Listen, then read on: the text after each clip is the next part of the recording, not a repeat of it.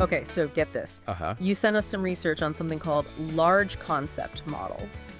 And honestly, it's blowing my mind. Right. We're talking AI that could, like, understand and generate content in any language. Wow. Even sign language. It's like the universal translator from Star Trek. Yeah. But But really is like, what's really fascinating about this is it's shifting our thinking about AI. Yeah. So instead of focusing on words, Right. we're really diving into the realm of concepts, Okay. the building blocks of thought. It's like teaching AI to think more like we do. Yeah. So we're looking at this paper from FAIR at Meta. Okay. And basically it says that current AI, even the super advanced stuff, is missing a key ingredient. Yeah. The ability to think on multiple levels. You can think of it this way. Okay. Current AI is really great at mimicking human language, Right. but it doesn't really grasp the meaning behind the words. It's like a parrot Okay. that can recite Shakespeare, but doesn't understand the plot. So how do these large concept models, Right. or LCMs, address this? LCMs process information in a fundamentally different way. Okay. So instead of just looking at individual words, Right. they break down information into concepts, Okay. which are kind of like distilled ideas or actions. Think of them as sentences. Right. Those complete thoughts that convey meaning. So instead of predicting the next word, these models are predicting the next sentence. Right. The next concept in a sequence of thoughts. Exactly. And here's where it gets really mind-blowing. Go on. Because these concepts represent meaning rather than specific words. They can work across different languages. Wow. And even modalities like speech or sign language. Hold on. So you're telling me we could have an AI that understands both spoken English and American Sign Language using the same underlying model? That's the idea. This research actually uses a system called SONAR. Okay. Which is kind of a special way of representing the meaning of sentences in a way that can handle over 200 languages. Okay. It's like a giant map where each point represents the meaning of a sentence, regardless of the language it was originally in. My brain is trying to like wrap itself around that 200 languages all on the same map. It's a huge leap forward. It is. And what's even cooler is that these LCMs are designed to be modular. Okay. So you can easily add new languages and modalities as they're developed. Right. It's like plugging in new tools to an already powerful system. So what kind of things can these concept models actually do? Well, imagine asking an AI to summarize a dense research paper. Okay. Or even an entire book. Right. And it gives you a concise overview that captures the key ideas. That's something LCMs are designed to handle. That would save me so much time. I feel like I'm always drowning in research papers. I know, right? What else can they do? They're also exploring something called summary expansion. Okay. Which is kind of the opposite. You give the model a short summary. Right. And it generates a longer, more detailed piece of content based on that. Okay. It's like taking a seed of an idea and growing it into a full-fledged narrative. Wow, that would be a game changer for writers, researchers, anyone who works with information. But I'm still trying to picture how these concept models actually work. Correct. How do you train an AI to think in concepts to predict that next idea? There are a few different approaches. Okay. But one that's particularly fascinating is the use of diffusion models. Wait, like those AIs that can create realistic images from text prompts? Yeah, like daily. What does that have to do with concept models? It's all about prediction. Okay. But instead of predicting the next pixel in an image, we're predicting the next concept on that SONAR map. The next idea in a sequence. Okay. And diffusion models are particularly good at this kind of prediction task. So it's like they're painting a picture with ideas, but instead of brushes and paint, they're using these diffusion models. Exactly. So imagine you have a clear picture and you slowly add noise to it until it becomes completely unrecognizable. Right. Just a jumbled mess of pixels. So you're basically scrambling it up. Right. A diffusion model works in reverse. Okay. It learns to remove that noise step by step until it reconstructs the original image. And in this case, instead of an image, it's a concept. Yeah. A point on that SONAR map. Yeah. So it starts with a blurry, noisy concept and slowly refines it until it gets a clear idea. Exactly. It's like starting with a vague thought Yeah. and then shaping it into a coherent concept. And they're actually using this technique with the large concept models. They are. The research outlines how they use diffusion models to predict the next concept in a sequence. They even tested different variations of this approach. Like what? Like one-tower and two-tower models. Okay. Which are basically different ways of organizing the AI's thinking process. One tower, two tower. Yeah. Sounds like they're building a conceptual skyscraper here. Kind of. What's the difference between those? Well, you can think of the one-tower model as a single workshop. Okay. Where all the steps of the process happen in one place. It uses a single transformer, which is a powerful type of neural network to handle both the noise removal and the prediction of the next concept. Makes sense. And the two-tower model? The two-tower model is more like a specialized assembly line. Okay. It splits the task into two separate parts. One part focuses on understanding the previous concepts, like gathering all the necessary tools and materials. Go ahead. The other part takes those and uses them to predict the next concept. Like putting those tools and materials to use and crafting something new. So it's like a division of labor. Exactly. With each tower specializing in a different part of the process. Exactly. Okay, so we've got the concept of concept models. Yeah. And we've got the concept of diffusion models. Right. See what I did there? I see what you did there. But seriously, this is already a lot to process. Yeah. And we're just getting started. Remember, these are large models. Yeah. And they require a ton of data to train. And that data has to be prepped in a specific way. Right. To make it work with the LCMs, for example. You can't just feed it entire novels. Nope. Why not? Well, I mean, we read whole books, don't we? We do, but remember, we're dealing with concepts. Right. Which in this research are essentially sentences. So the researchers had to figure out how to accurately break down those long texts into individual sentences or concepts that the LCM could understand. So they're teaching an AI how to read in a very specific way. Exactly. It's like sentence diagramming on steroids. But instead of a red pen, we're using AI. So they're teaching an AI how to read in a very specific way. The paper actually goes into detail about the challenges they faced with sentence segmentation. Right. Especially when dealing with multiple languages and different writing styles. I bet that was a headache. It was a challenge. Did they find a good solution? They did. Okay. They ended up using a system called Segment Any Text, or SATI for short. SATI? Yeah, which is designed to be very robust. Okay. Even when dealing with things like typos or missing punctuation or unusual formatting. So it can handle the messiness of real-world text. Exactly. And to ensure the sentence concepts weren't too long or complex, they capped the maximum length. Okay. Think of it like breaking down a big idea into smaller, more digestible chunks. So it's like finding the sweet spot. Yeah. Between having enough information in a concept. Right. But not overwhelming the AI with too much at once. Precisely. It's all about optimizing the training data. Okay. To make the LCMs as effective as possible. Okay, so we've covered how LCMs work. Right. How they're trained. Yeah. And even how they pre-process the data.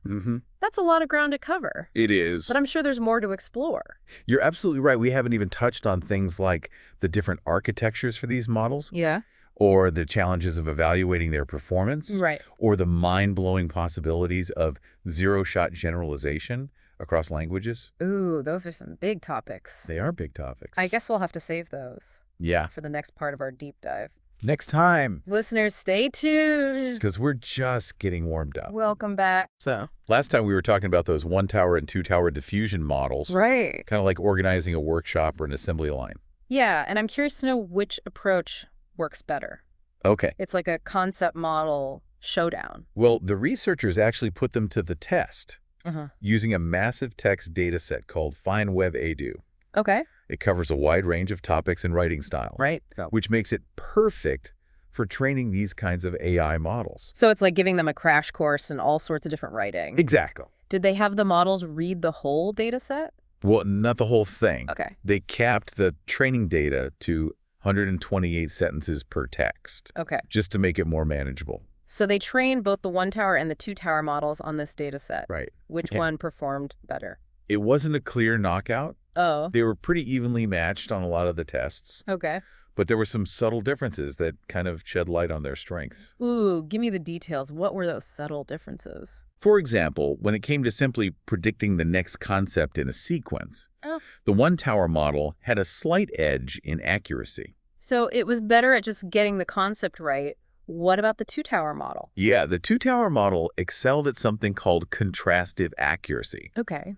This means it was better at distinguishing between the correct concept and other similar but incorrect concepts. Oh. It was more discerning in its understanding. So it's like the one-tower model is a quick thinker, while the two-tower model is more careful and deliberate. That's a good way to put it. Okay. The one tower might be a good choice when speed and raw accuracy are important. Right. While the two tower could be better for tasks that require more nuance and subtle distinctions. This makes me wonder how they even measure the performance of these concept models. Yeah. It's not like you can just give them a standardized test. You're right. It is a bit tricky. Right. Unlike traditional language models, these models don't actually produce probabilities. So researchers had to come up with some kind of creative ways to evaluate them.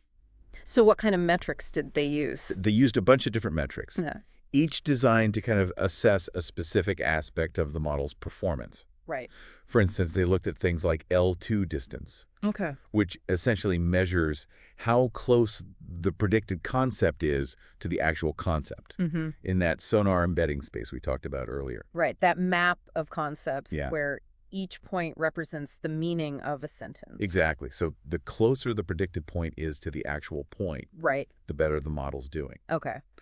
They also looked at things like paraphrasing to see if the model was simply copying concepts from the context Right. or generating something new. Okay. And they looked at mutual information to see how well the predicted concept fit with the preceding concepts, Right. ensuring that the sequence of ideas flowed logically. So they're not just evaluating individual concepts in isolation. Right. They're also looking at how well they fit together, how well they create a coherent narrative. Precisely. And remember how we talked about those concept models potentially being able to summarize huge documents? Yes. They tested them on that too, Okay. using some popular summarization datasets like CNN, Daily Mail, and XM. I'm on the edge of my seat.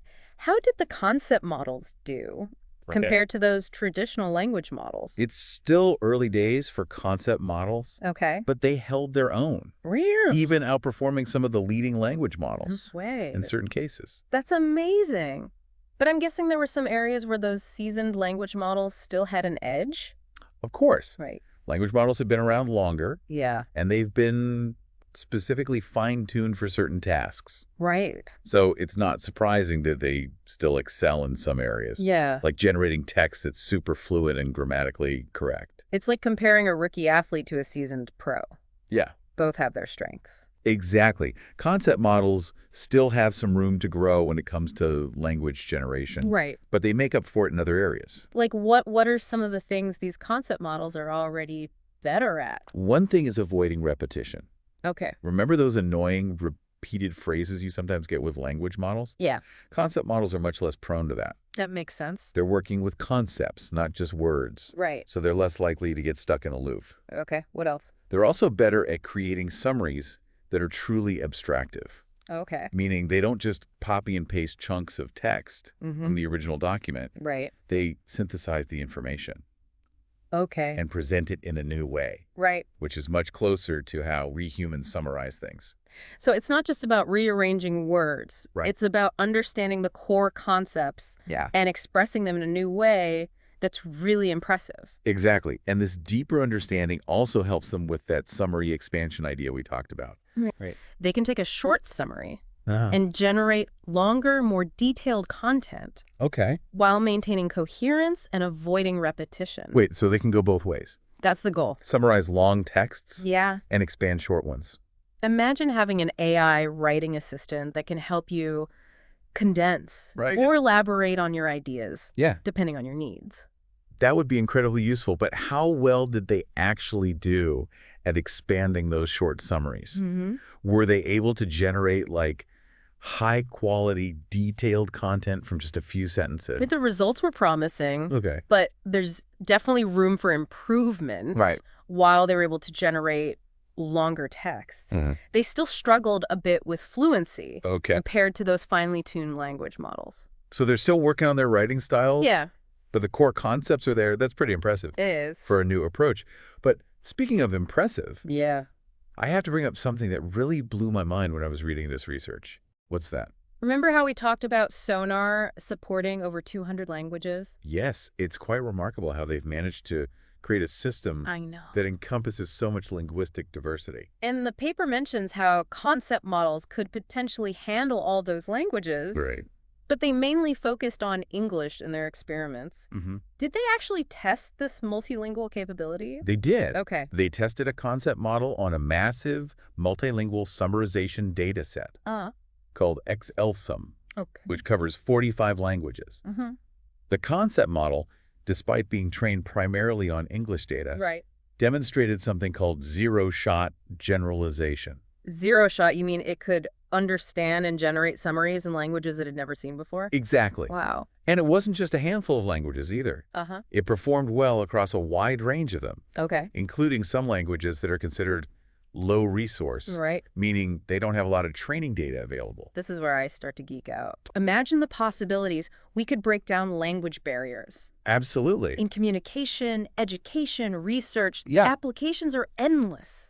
It's truly exciting to think about the potential impact. Yeah.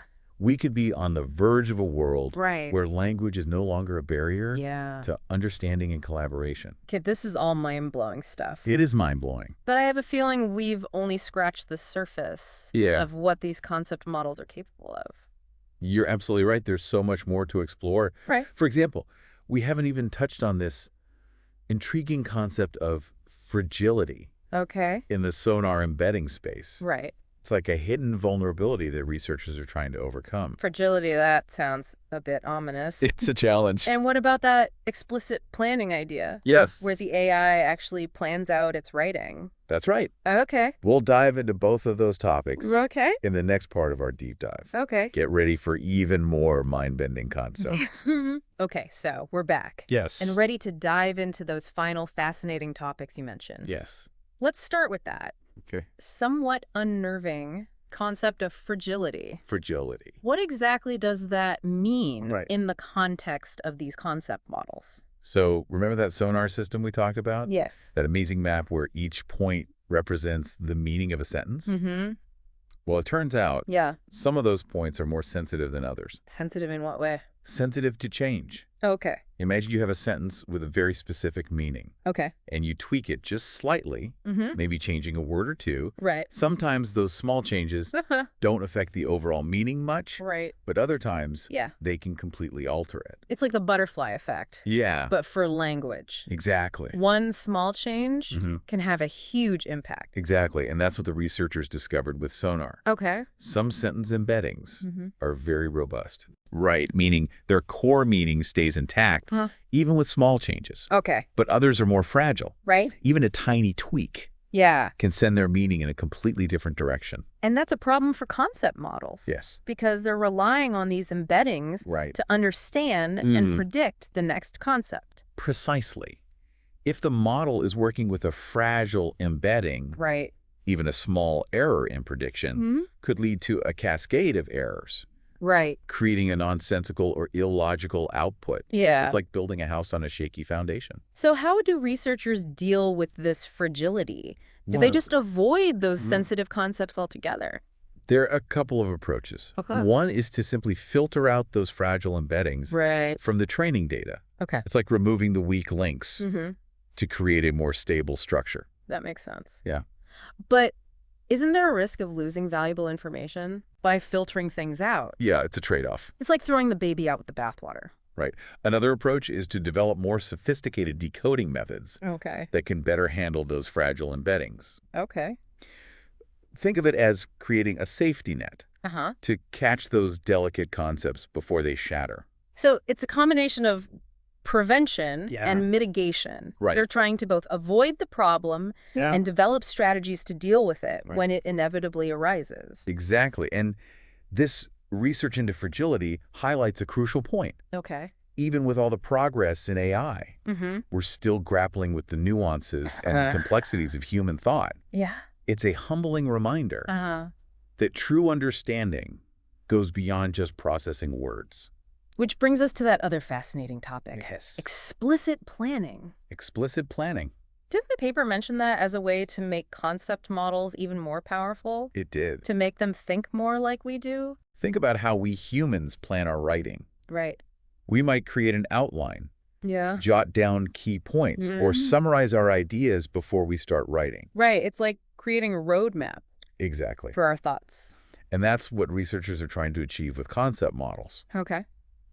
Imagine an AI that can think ahead, anticipate the next few steps in the story, right, and plan its output accordingly.